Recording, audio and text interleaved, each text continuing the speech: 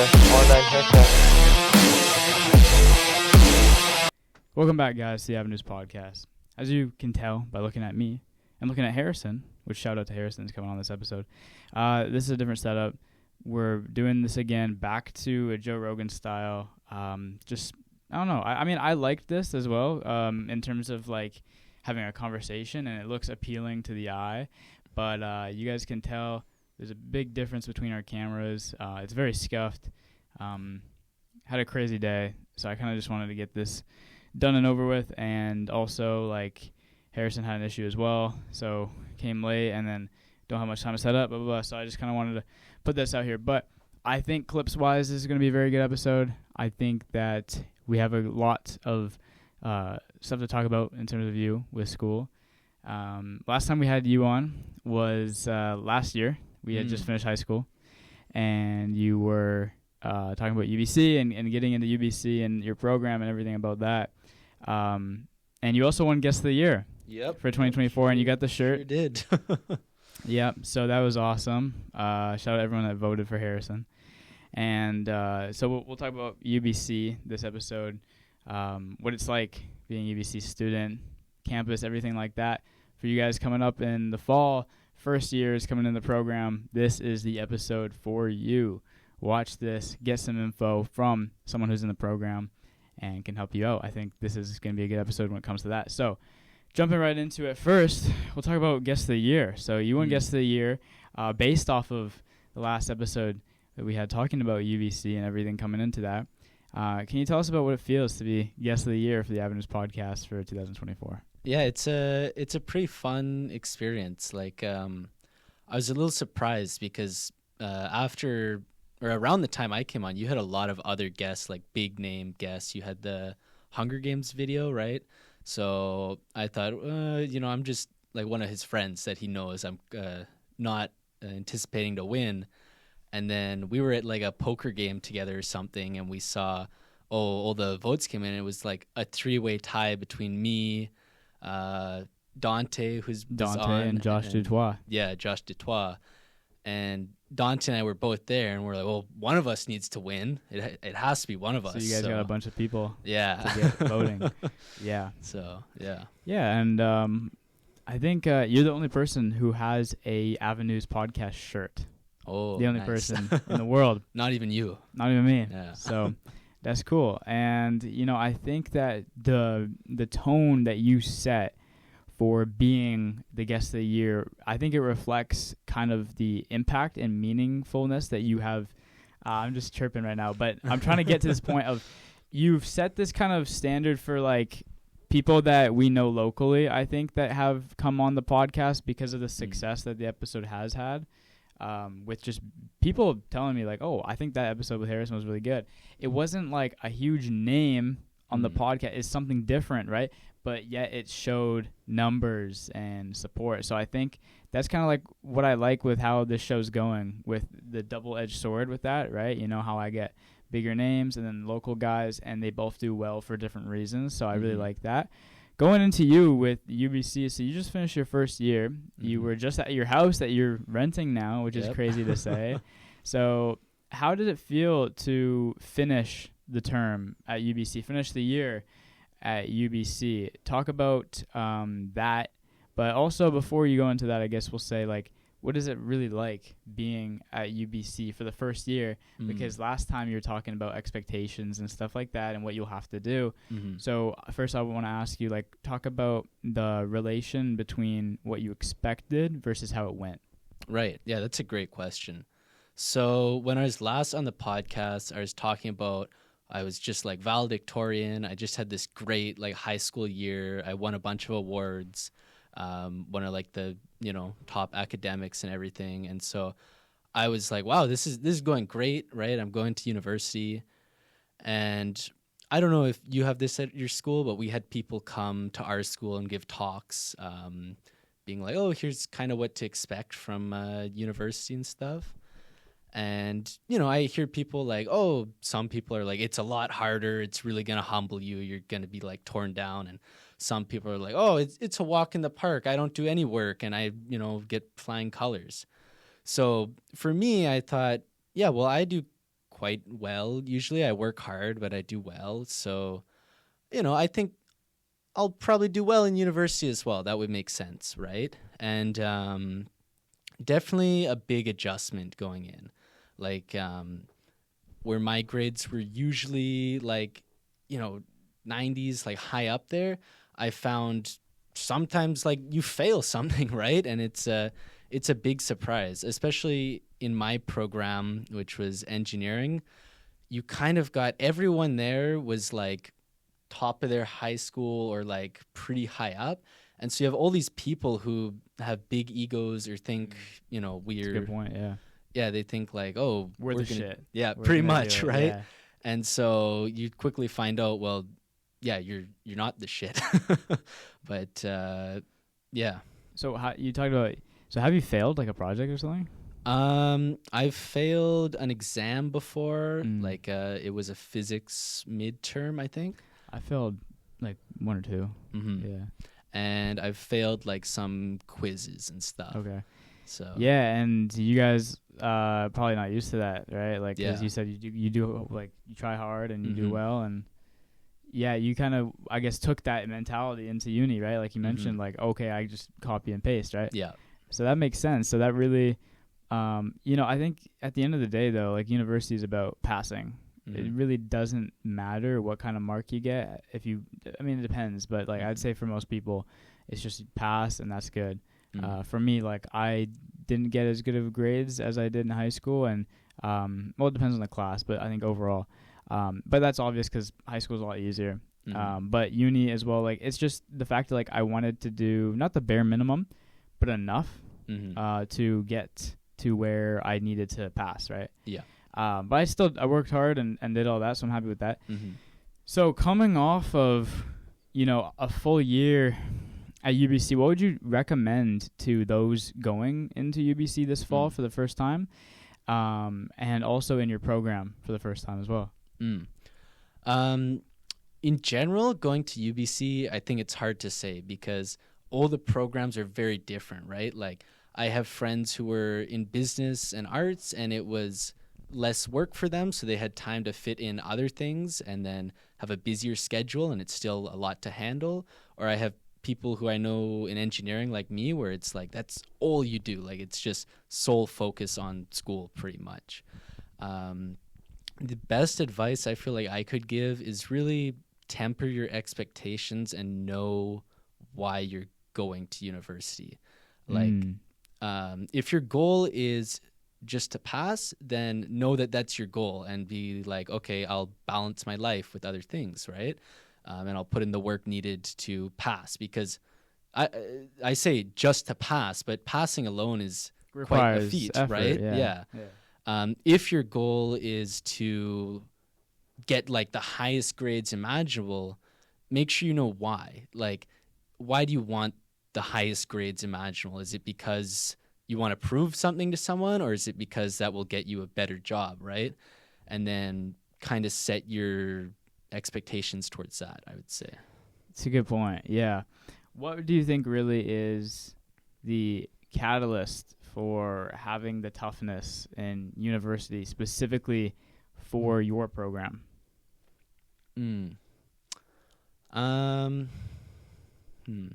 you get what I mean? Maybe elaborate a little. Yeah, so what really makes it difficult? Right. For me, what made it difficult is just the volume of stuff, right? So I took 6 courses in first semester and then seven-ish in the following. Damn. Yeah. And so it's like just one of those courses on their own, it could be challenging, but I have confidence that I could probably master it and do quite well. But I found just the volume of stuff you have to learn, like 6 courses at once and constantly going through, most of them are like challenging courses. It's, I found you don't have time to master one thing. You have to just accept that you can be okay at a lot of things. That's a good perspective. And also, you mentioned you took German for me off camera. Yeah. Any other interesting classes you took? Stuff that's different, unique. Right. So the way my program worked is you go into first year like general engineering, right? You don't decide yet. Yeah, right? all those courses were set for us. Mhm. And I mentioned I took 7 in the second semester, Yep. so that was like not a chance I could take my Yeah. elective then. Yeah. So yeah, German was actually my only elective that I ended up taking over the first year. Can you spit some German? Can you say like, well, how good is your German? I'll ask that first. It's like maybe I could get a few sentences by. Like I can introduce myself, like Guten Tag, ich heiße Harrison, ich spreche ein bisschen Deutsch. There you go. Yeah. Would you want to go to Germany? Oh yeah, I'd love to. Yeah, it's a very like I don't know. I just very fascinated by the language and culture. I may have mentioned on the last podcast, like I led the Yeah, you did. German speaking club with Dante was Shout the out Dante. co-leader as well. Yep. And so a lot of fun memories, like practicing that language and the culture associated with it. So I'd love to do, I don't know, study in Germany or work in Germany or Switzerland, like a German-speaking country. So What city in Germany do you think you'd want to go to? Dude, there's a lot. yeah, there is a lot. Berlin, Stuttgart, Cologne. What else they got? Yeah, Cologne, my buddy's from. And then Berlin, Munich. Berlin, right? Munich. Yeah. No, I think, dude, seeing the Berlin Wall, like where that once was, that would be really cool, I think. Yeah. For sure. I'd love to go to Germany. I think that'd be fun. I've actually seen the Berlin Wall in person, but just like a very small sliver of it. I think it was gifted to Quebec at some point, and so there's some place in Quebec that has like a small sliver. I can send you a photo. Yeah, maybe. I'll put it up on screen. It has a small sliver of the Berlin Wall, and I remember when I was in Quebec, I saw that, and you see all this graffiti on one side because that was the side that was free, and nothing on the other side because like that was the communist side. They weren't allowed to. And I remember when I saw it, I was in like this was in high school, and I was in like a 20th century history class, and it was like, oh, that has to do with what I'm learning. That's very interesting. Yeah, and that stuff's fascinating. Like, you saw a piece of history that was huge for a lot of people, and very emotional, right? It's not just like a piece of history as in like, oh, here's a statue of a guy. No, this piece of artifact was literally like an emotional turret for so many people with, everything with their families and whatever else. So that stuff to me is super cool to see. And that's interesting. I didn't know that, and that's in Quebec. Yeah. So how the hell did it get there? Do you know? I think it was a gift. I don't know exactly, but it was a gift from, I guess, Germany to Quebec. But yeah. That's really cool. So UBC, you have a lot with football, a lot with engineering, a lot with having like a huge campus. Yeah. What are some things you need to try going into UBC that it's just like a must do? Well, yeah, it really depends who you are. For me, a big thing I found was climbing. I really got into climbing when I was there because they have this nice climbing wall where it's a pretty like small area, but it's a very tall wall. And then there's one wall you can, 3 walls you can climb, and then one wall is just old glass and it faces out. So it's a very nice wall. So yeah, climbing was a big thing for me to try there. Have you seen a football game, Thunderbirds game? Yeah, I did. I saw. Nice. I think it was a homecoming game. So that's a really fun experience. Big, right? Yeah. That looks like it'd be fun. Yeah, they have all the like cheerleading and all the crowds going wild and everything. So that's fun. It's definitely worth going to a game out there. There you go. Yeah, that's another thing, I guess. What do you want to do differently that you did the first time around, the first year? A learning experience for a lot of people, setting the tone for university for most. What would you do differently this time around coming back to UBC for your second year? Yeah, so a lot of things are going to be different already, like without me doing anything. Like first year, I was living in residence, and so I had it very nicely. I had all my meals made for me. I could just walk down to the dining hall anytime, have a bunch of food. Now I'm living still near campus, but it's off campus, and I'm like renting a place with some buddies. So that's going to be different. But in terms of what I'll do differently, Definitely just have a different mindset about it. Like all the people I kind of talked to in my program in engineering, we found September, or I won't say everyone, but a good majority of the people I talked to found September a really like not fun month, really challenging and just not enjoyable. And it's not like our courses were more difficult then. We just kind of saw things different. So yeah, I think just have a better mindset about things. My second semester, even though I went from 6 courses to 7 in the second, it was a lot more fun. Like I did a lot more things. So I think just make sure you get a good amount of sleep, make sure you work out and have time for friends. For yourself, your own personal life. Yeah, right? exactly. And sometimes it's easier said than done. Oh yeah. You mentioned like September being like a different year or a different time Mhm. compared to the rest of the year. You know what I found in high school? I found that I was more happy in September and in the last few months of school. And there's a connection there, the weather. Right. You come to school in September and you're like, oh, coming off of a summer vacation or summer fun, and you're like, oh, the weather's nice.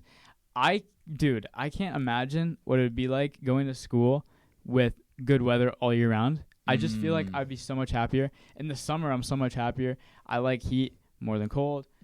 Don't think I'll be living in Canada for my whole life. But no, I mean, that's kind of what I'm talking about in the sense of that, like, if you have good weather, I feel like that really brightens up your mood. I mean, I know it's a fact scientifically, but September, June, May, that sort of area, that's when I'm the most happy when it comes to being in school, especially in Vancouver. It's raining all the time. I actually like the rain, but enough is like too much for me. Like, I feel like a little bit is good. And you just did the rental of your first property, right? That's crazy to say. First time homeowner, not really owning, no, not an renting, owner, but yeah. So dude, I mean, like, off camera I was talking to you, like, that is crazy. The fact that we are 19, if you guys watched the last episode, you know that I've known you since I was 5 years old. The fact that we are talking about you renting a house, dude, is insane. Like, I think it's a good thing because, you know, you have more independence, and as you get older, you want to be naturally on your own, doing your own thing. So I think it's really cool in that regard, but I also think it's also sad, the fact that we have to grow up and we have these responsibilities to do. But what is it like for you now with responsibilities when it comes to having this rental property? You're renting a house. Well, I'm lucky. Like, I have a lot of people in my life to help me, and also I'm not going to like another country or another province, right? I'm staying in province, so it's a lot easier for me than other people. But yeah, there's a lot of work to do, right? It's like I come home from work and it's always, oh, what do I need to do on the place now? Like getting insurance, setting up Wi-Fi, like lots of things you don't even think of, right? Like, I need to buy cutlery or buy spices or something, right? How did you do all that? Like, what was your strategy with different things? Well, like I said, I got a lot of help from my parents and my sister as well, who lives out. So asking them all for advice, like, hey, what would you do here? And also just searching up online as well if you're not sure. So Google it. Yeah. When in doubt. Yeah. And then what kind of, like, you're sharing responsibilities, I'm guessing, with the other. What is your duty? Well, I was the one who, like, kind of found the place and everything. So I've been doing a lot of the setup now. And we just, like, actually just as we're filming this, I've had the other guys move in. So those duties will need to be worked out between all of us. And who does the dishes on Tuesdays and whatever else? Okay. Yeah. Yeah. So, damn. I'll ask if you could dox yourself here. Just if you guys want, go send him any gifts or anything like that. His address is... And it's going to be funny. Ooh. Yeah. I think coming to live in a new house, do you think you'll miss some things about, well, obviously you'll miss, like, parents and anything that you wouldn't think of that you think that you could miss potentially? Oh, I'm sure. Like, I found even living in my like dorm at UBC versus living in my parents' home, it's like, yeah, it's just a lot less space, right, than you're used to. Yeah, right. And it's different, right? Like I'm used to always having family around, and now it's a very different group. Obviously, when you're at your parents' house, life's pretty easy for you. Like your parents, or at least for me, I usually have like dinner made for me and reminders about things. So it's it's different for sure. What do you think about having this sort of, like, you're not going to be working during the school year, right? No. So, and you've been working this summer, which is cool. Do you have like this is super personal, you don't have to go into too much detail, but how do you think you'll manage with money, with like getting food and also having rent and, I don't know, water bills or electricity, phone bill? Like how are you going to get by that? Because for me, like thinking about it, like if I just wasn't working in the school year, although I could have saved up a lot of money, I think it would, like for me, I feel like it would be like challenging. Oh yeah, for sure. I mean, for me, it's like, like I've worked all throughout high school, saved a lot of money through that. I got like some scholarships. I worked this summer, and I have a lot of help from my parents as well, which is very nice. So I will be like I'll be in a fine position, right? But yeah, there's lots of ways to, get around that stuff, right? Like, yeah, it's managing money is always a difficult thing. So would you recommend for people trying to do the same, take out a loan? Yeah, I mean, for me, I was lucky enough to not need one. But if you need one, of course, take one out and make cash sure. money. Shout out. Yeah, and make sure you can just manage it, right? Ideally, you don't go into too much debt if you go into debt, ideally you have a degree that can make you recover that. Yeah, right? or a casino's always there if you need, but that's up to you. Yeah. Have you been to a casino yet? Not yet, no. Can we go one day? Yeah, we could go. Yeah? We could definitely go. Well, probably not for a while because you're going to be at school. And we can make time. This is on camera. He's saying we can make time. I think he'll be saying it differently in a few months when you have 8 exams popping up. But I'm going to send this clip to you. I didn't say when we can make time. But yeah, you said during the school year, though. So I'll send this to you. Yeah. Anywho. Well, Harrison, I don't think I have really any other questions. I kind of just wanted to touch base with you because I thought you were a really good guest, really good friend, and happy to have you on.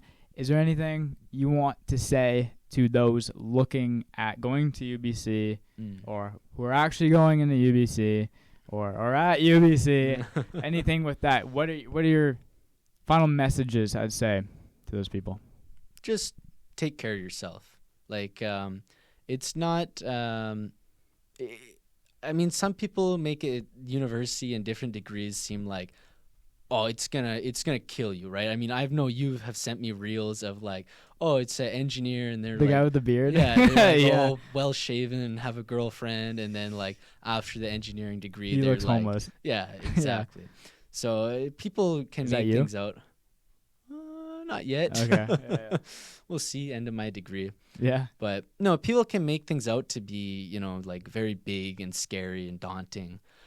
But just, like I said, remember why you're doing what you're doing and take care of yourself, right? At the end of the day, if your body and your mind are not functioning at, peak capacity, you're not going to be doing your best at school, right? So take care of yourself and know why you're doing it and try to have fun. All stuff much easier said than done, but good stuff to keep in mind, I would say. For sure, guys. If you want to check out Harrison, he doesn't post on social media, so too bad for you. I posted one thing once. You posted one thing? Yeah. On what? On Instagram. Really? Yeah. On like a story? Yeah, I think so. What was it? I think it was the ice bucket challenge thing. Oh, true that. Yeah. True that. But that was a very rare occurrence, so maybe in another 10 years. So what's something that could get you to post something? If someone died? So if I died and there's a post on Instagram saying, R.I.P. Colin from Avenues Podcast, are you going to repost that and be like, yo, I fucking love this guy? Would you like me to? I don't really care. I'm dead. So whatever. Well, if he doesn't care, maybe not. Okay. But what's But- something that could get you to put on the story? I don't know. Like, I In the moment, right? I would have said like I would never be posting anything, and then sometimes it's like, oh, that comes up as something. You so, might like something and you Mhm. repost it. Yeah, you never know. All right. Well, thank you for coming on. Yeah, thank you. for Appreciate having you. me. Yeah, I hope you like the different setup here. I know it's kind of scoused, but I felt comfortable. No, doing it's it. fun. It's different for sure. What I will say differently is, like, opposed to being here, is I'm a lot more comfortable. Mm. I mean, I'm sure for you as well, because that mic on that side was a bit scuffed with that Right. chair. Yeah. So I bet you are like super comfortable. So Mhm.